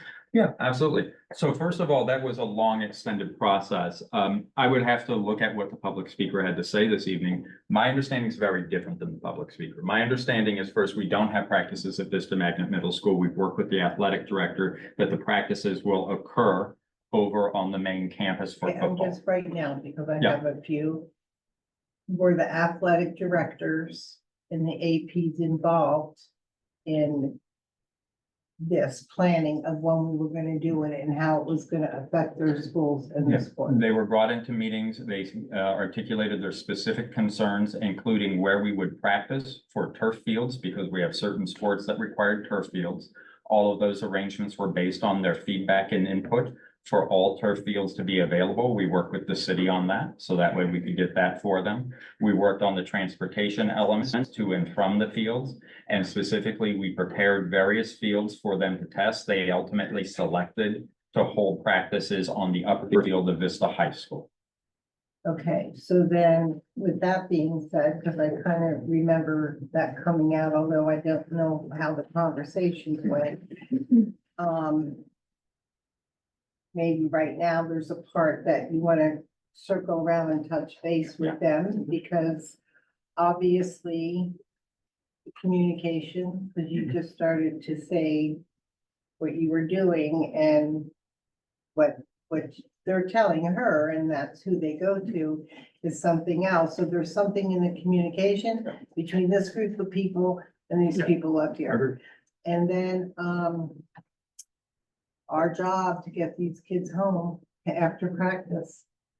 So here's the thing that happens, we don't communicate. Now the parents think they're going out to wherever they said they were gonna go to practice. They're all freaking out, getting ready for the school year. The APs are like, well, we don't know, we're in the dark. All this can be avoided. Please. Thank you. Any more questions? Trustee Smithfield? No, I'm done. Okay. Thank you. Trustee Marshall? Yeah, I just want to follow up on what trustee Smithfield said. I just want to make sure that as we continue on, if we approve option one, and I'm assuming that's what staff is recommending. Oh, it says right there, yes, staff is recommending option one. If we were to approve that, I would want to make sure that that it's not just that we reached out to the athletic directors and the APs, that they are going to continue to be part of the ongoing discussion as we, is that what we can expect? Is that? Well, let's clarify a couple of things. The first one is we are not recommending option one. We are making no recommendations. We're simply giving you three Oh, options. You're right. I see my mistake. So I wanted to just make sure we're clear on Yeah, that. no, I misspoke. It And then says, the second thing is with regard to involving athletic directors and coaches and others, we've actively involved them. We clearly need to get better with communication with parents, and we will follow through on that. And we will continue to involve them, but we actually made adjustments to the practice schedules based on what the athletic directors and the individual coaches for each of the fall individual sports would like. Let's give an example, because it's hard to talk about things without an example. Let's talk about field hockey. Really good example. Yeah, field hockey is mandated, it has to be on turf, so it's, a lot of this has to do with the complexity of what we're talking about. It's not as simple as saying we have to find a turf field. That's not what occurred. The coaches were clear, we have to have these items for turf field. In order to alleviate the turf field, we actually had to pick up an entire soccer club and move them to another field, so that way the turf fields would become available at the sports complex in Vapa at the specific times. So a lot of the times, the coaches, because we want their time dedicated coaches, they articulate their concerns and their needs. They're not involved in the negotiations at a different level. They are communicated without, but it becomes very complex because as soon as we have moved that particular element to these fields, now we have to find a new home for this group. So in order to find a new home for field hockey, it's not as simple as scheduling it. We actually have to work with a lot of agencies, Pop Warner Football, this storm, there's a lot of groups that we bring in and with the city in order to negotiate them. And it is fair to say that the coaches are not part of that because that's an ongoing regular negotiation to negotiate with all of the parties. And sometimes it involves negotiating with their boards of various organizations. But we go through that process, which is pretty complicated to get everything involved and try to respect their time as instructors and teachers and what they're doing. And then with regard to football, we actually had a field prepared and ready to practice for them that was off-site. But after much discussion with the athletic director and the coaches, it was decided to leave them on the Vista High campus. Correct. We actually prepared two fields for their choosing, and after looking at the various models that they had in place, they determined that they could do that. They actually, and I think it really shows the collaboration of Vista Unified School District. It was the two athletic directors and principals that collaborated together, and they were looking at the longevity of doing that. So the upper field at Vista was selected as the practice zone. So that way they could do that. They had worked out that schedule for that item. The other fields became optional areas for overflow items that could be achieved, or for scheduling other clubs as we move people around the city to make rooms for these events. And the model that they came up with wasn't just for Vista High, it was looking ahead for RBV. So part of this was a discussion that once we're done using the upper fields at Vista High, not the sports complex night site we just did, to be clear, there's a whole other side that was being looked at. Then that would have to become a zone that RBV would have to utilize on a different time. And then at the end of that process, that field would have to be redone and revitalized because of multiple years of heavy use that was not anticipated. So these are some examples of the many from the feedback we were getting from them, how we were able to draw from their scheduling and their items and then make adjustments. So if we selected option 2 to rebid it, what would that do to this whole process that you've done so far? Well, there's a couple of things that would need to occur in that. The first is we do have some agreements in place with the city that we can take some leading roles on scheduling. That's part of the good part of having good relationships with the city, is that we can sit down and have these conversations on an ongoing basis. So they've allowed for us to work with the various elements and groups on this. So clearly we would have to bring the groups back together. We would have to give them options because some of them have already made arrangements to be at different places. For example, we have some that are going to Vista Magnet Middle School for soccer to play on the large field. Others are actually utilizing the backfield of the Vic, which is being completely redone so that way they have practice space. So we would have to bring them together to say the timeline will have changed and give them options in that. We can't speak to what the arrangements would be for next because we might be in off cycle. The next thing is we have to consider that if we go with option 2, we've pushed the schedule. We have not had a conversation with the school site about the ideal time to do that. We were, in fact, doing this to try and avoid any interference with graduation. Normally, if we thought we would interfere with graduation, recall the spacing of the projects was to go first at Vista, then do a pause, have graduation season, and then look to go to RBV. RBV was looking at whether they wanted to interrupt graduation or not. They were still contemplating that because we have enough time to plan for that. So we can't speak to that yet until we've got direction from the board, but it would require substantial renegotiation. But we're pretty confident that we can follow through on option 2 if we need to. We have good enough relationships with people that we can make that happen if that's the will of the board. I think the biggest issue for me, and Dr. O should jump in if you have any new information, is that option 1, the GMP, for which there was no way for us to know until you bid it, came back dramatically higher. So none of us were anticipating that. So I want to be clear with the board that I was not anticipating that number. That's like $4 to $5 million higher than what we anticipated. I'm not sure it's wise at this point to move forward because it's so much higher, because I believe, and this is where you can get some feedback, it might be inflated because of market conditions. Yeah. Yeah, that's what Correct. I was thinking. That's what's happening. Correct. We are prepared on any option that we prepared to the board. We are prepared to execute. The only other information I can have for the board to consider is we had budgeted for this project plus RBV to come out of developer fees. Well, when we estimated that both projects together would be $12+ million, that is one consideration. The total amount of developers fees left is $12,857,000. So you can't do both within developer fees. That can't be done. So yeah, I was gonna clarify for the public, this is not a, PLA, this is developer fees, it's not even Measure LL, it's a different fund. Correct. And so, it's possible that if we do move with the 11 million, that there might not be enough money for Rancho Buena Vista High School's field. Is that correct? Or am I incorrect in that assumption? No, man, that's a very reasonable assumption to assume that that would be correct. You are correct in stating that this is not a PLA. Or Measure LL? Or Measure L. This project doesn't qualify for Measure LL as listed in the bond language. So this is the reason why developer fees were selected. There are some remaining funds in Fund 40, but we would have to get back to you. There isn't necessarily enough to do all of them at this level. And then one more, you might have mentioned it. How many companies bid on this project? Very few companies bid on this project. I can get you a precise number in the Friday letter. It was disappointingly low. When we said Beaubier was excitingly high, this would be the exact opposite of what we were looking for bid coverage. Yeah. Having a new bond would have helped with this, completely. We could take care of 2 fields. Trustee Vargas? Yep, Dr. Dale, if we can go back to that slide. Sean, we don't have any analysis on the option 2 on like the fiscal impact. But what is your best, I guess, sense of like what could happen there?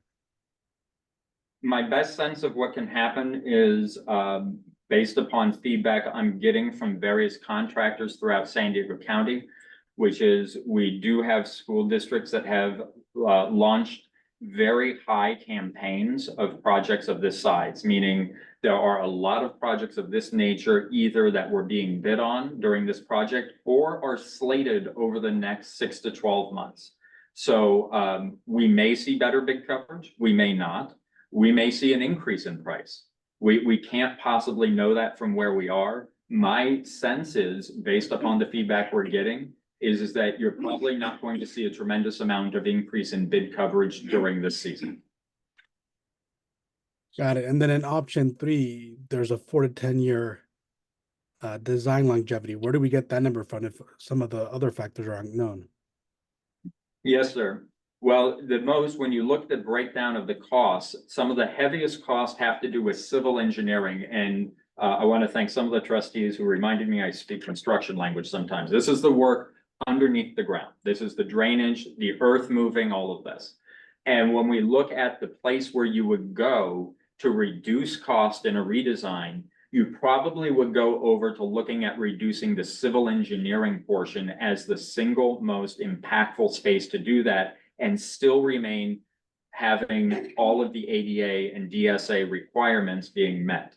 When you look at that factor and you look that you would be putting a field back in the same space without the drainage, without the civil works, you will reduce the longevity in the field. You may not meet the requirements for the warranty. And that gave us a general estimate that's conservative, that we believe that the field could last 4 to 10 years based upon that.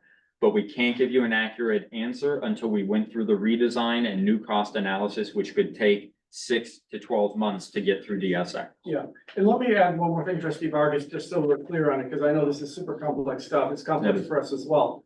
Option 3, the reason we added option 3 is because I felt like it would be good for the board to know that could we do a smaller scope project, not as much of a redesign. That's the purpose of option 3. And that's why it says 4 to 10 years lifeline, because we wouldn't be doing all the elements that would be originally we wanted to address.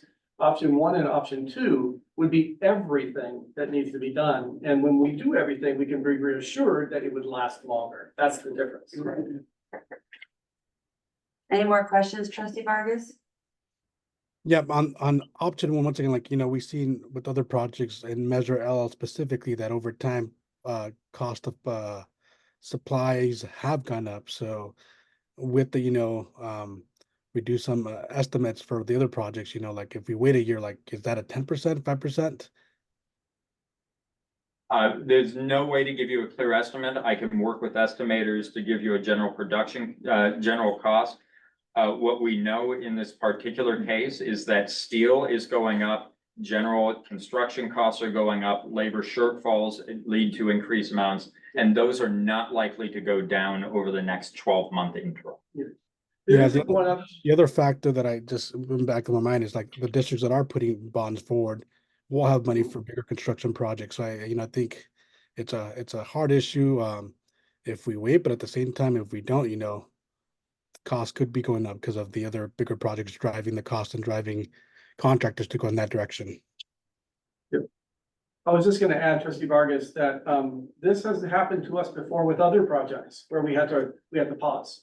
Yep. And rebid. So this isn't the first time this has happened to us, where the money, the projection comes in way higher than we anticipated, we pressed pause. So I just wanted the board to know that this isn't the first time this has happened to us. Any further questions? I- I was asking him, and I'll get back to you.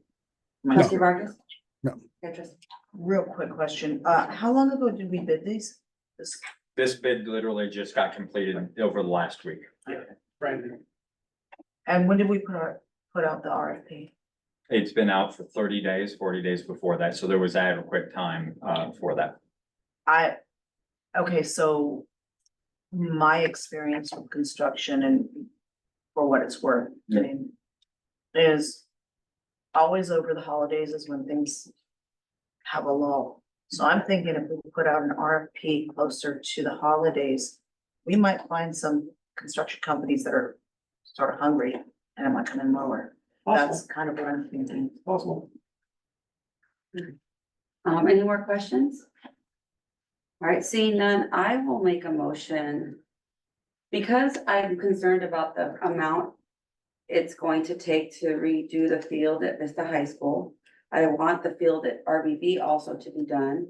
So I'm thinking option 3, reduce the scope of both fields.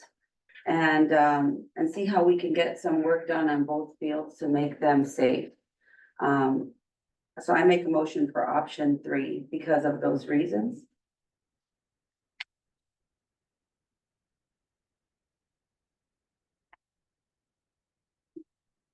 No second? No, All right, the motion dies. I don't, I make a motion for option 2.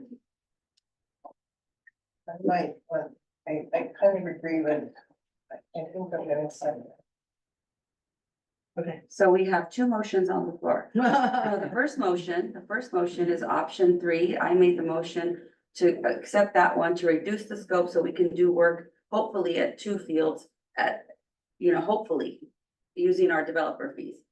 And you move to approve option 2, so that's a secondary motion on the floor. And you are seconding, you put the second, trustee Smithville, for my primary motion. So I think we have to do with yours first. Yes. Right. Primary. Okay. Any further discussion on the first motion on the floor? I have. Okay. Okay. My concern is that it's already, the costs associated are already being touted as the highest.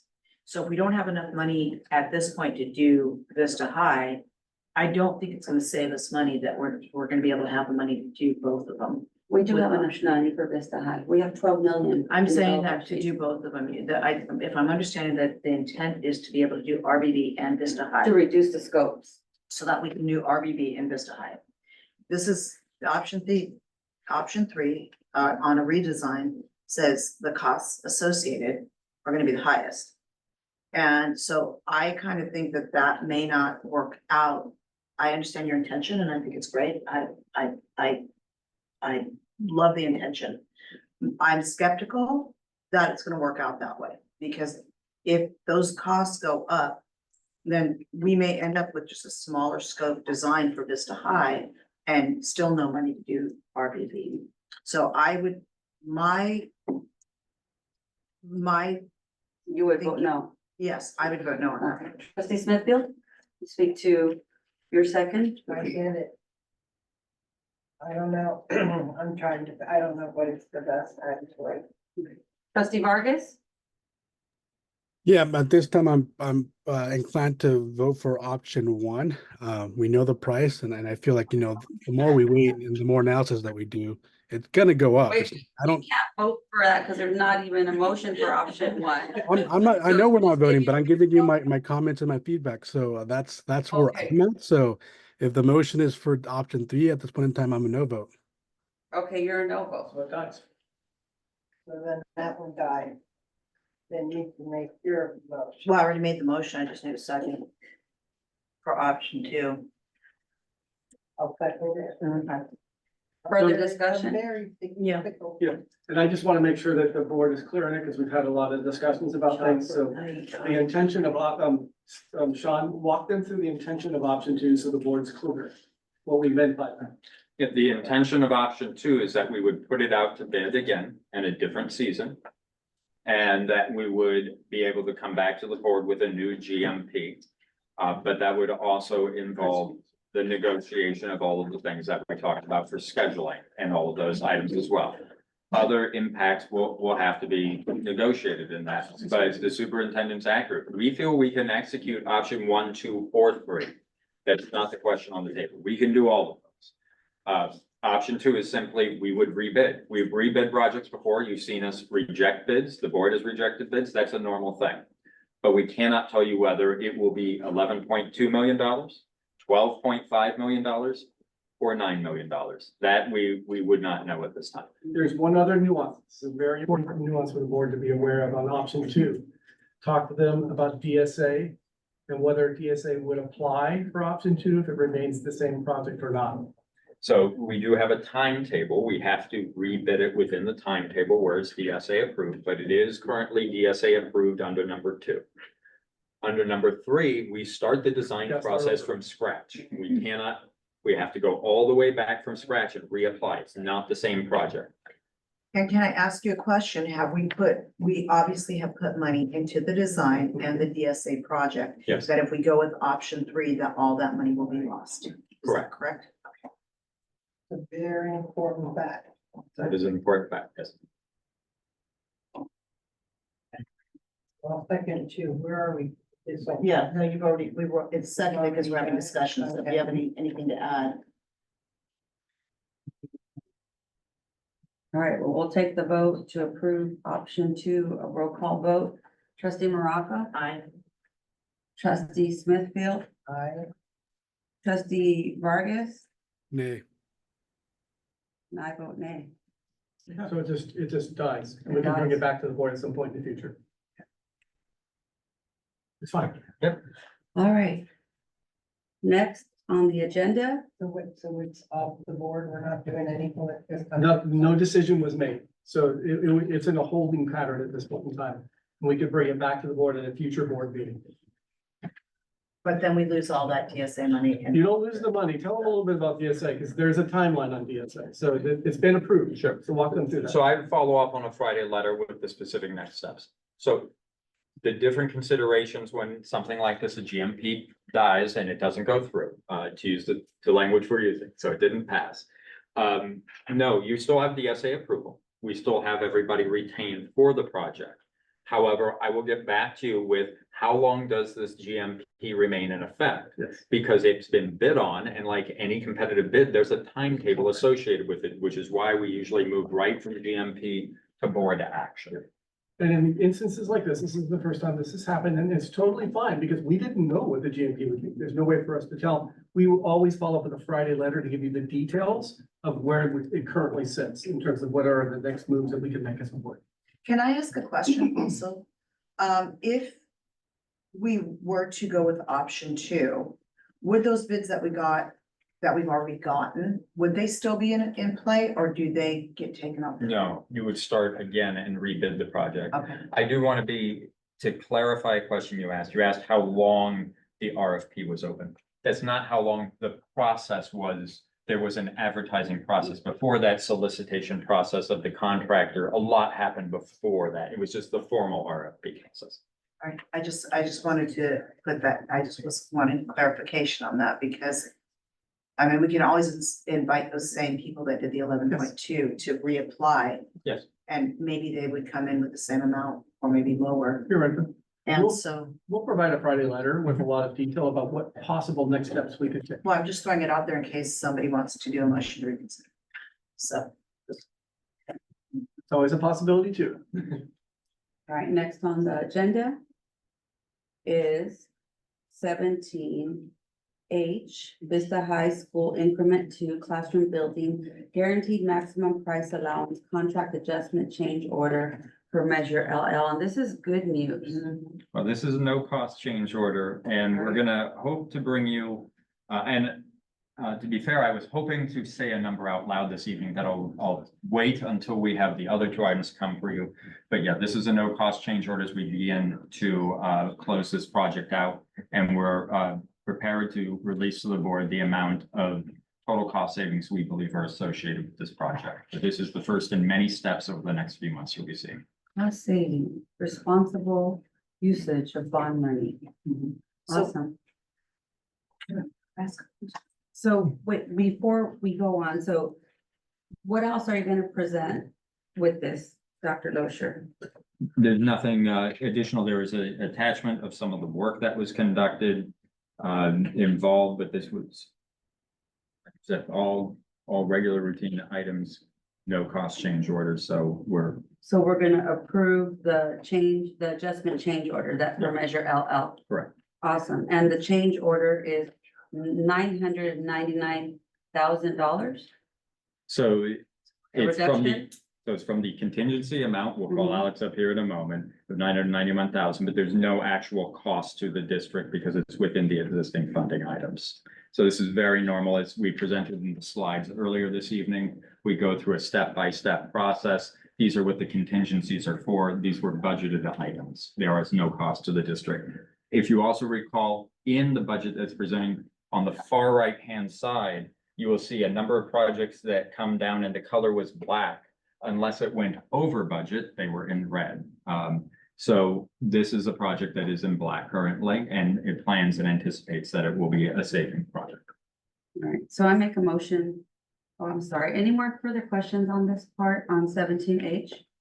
I'm just wanting clarification on the process. This is step one. And what are we waiting for? Again, I'm sorry, I think I misunderstood what we're waiting for. Well, we have other items that this evening was pulled from the Yes. agenda. We have Got to it. close out the project. We have to do all Okay. of the All right, items. sure. And there will be additional ones after this, but we bring them to you one at a time. Okay, and did President Alvarado make a motion? Yeah, I second. so even though we pulled the other items, we just Yeah, don't have the yes. actual amount of the final. final Correct. number under the regular GMP, the first GMP. I don't know if I'm speaking the right construction So, language. no, we did projects in phases in this Right. case, so we broke them down into different phases. It's a little bit different. So in this case, you're approving something that's in the second increment there, and we're approving that. The first increment items, we're gonna bring back to the board at the next. Got meeting. Did you make a motion, President Alvarado? No. I'm gonna make a motion. You are? I make a motion to approve 17H. I second. So I motioned it originally and then seconded by trustee Morocco. Any further discussion on 17H? Seeing none, we'll do the roll call vote. Trustee Vargas, Aye. trustee Smithfield, Aye. trustee Morocco, Aye. and I vote aye. 17H passes 4-0. Next is 17I, approve the Vista Unified School District's Sunshine Proposal to the California School Employees Association, Chapter 389, for negotiation of reopeners for the 2024-2025 school year. I move that we approve this. Sorry, Rachel. I already know. We already know what to do. The USD Sunshine Proposal reopener for 24-25 between the district and CSEA in this chapter 389. So moved. I'll second it. So it was moved by trustee Morocco and seconded by trustee Alvarado. Any further discussion? Seeing none, we'll take the roll call vote. Trustee Morocco? Aye. Trustee Smithfield? Trustee Vargas? Aye. And I. Sorry, that's 7-second delay. She's excited about that. All right, and 17I is approved 4-0. And next is 18. There are no speakers to continue to present. And 19A, request for future board agenda items or other business. Yeah, I'm wondering if we would like to have a discussion about Ed Code, how do I do this? Title II. Division 3, okay, so it's. I don't even know how to read it, 35292. What is that for? It's Ed Code. It says the governing board of any school district shall visit each school and its district, at least once each term, examine carefully into the management needs and conditions of school in any school district which employs district or city superintendent school. It shall either visit the school or provide that they shall be visited by the district or city superintendent. I was thinking we might want to have a discussion and maybe come up with a schedule of, going to visit schools, board members. Ed code requires that we do this. That's governance. And people visit schools. I know, but it's required that we visit each and every school, that the board, so that at least one school, the way I read this is that each school board, that we should have at least one school board member go to each school. That's Each governance, but we can put it on the agenda, but that's governance.